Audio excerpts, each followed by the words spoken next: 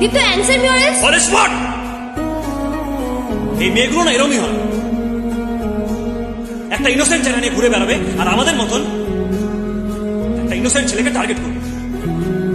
দেখেছি তোকে আর তোর রূপমকে হাত করতে। তাহলে এত কিছু এই জন্যই হচ্ছে।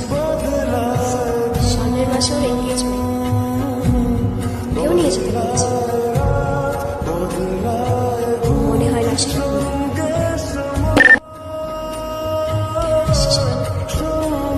না তুই এরকম করিস না, তুই আমাকে কোনো অসুবিধা নেই। হ্যাঁ মানে সত্যি বলছি, তুই আমাকে মার, কোনো অসুবিধা নেই। তুই মেরে দিলি? তুই তো বলি মার। আর আমি তো এমনি বললাম মার, যাতে তোর রাগটা কমে।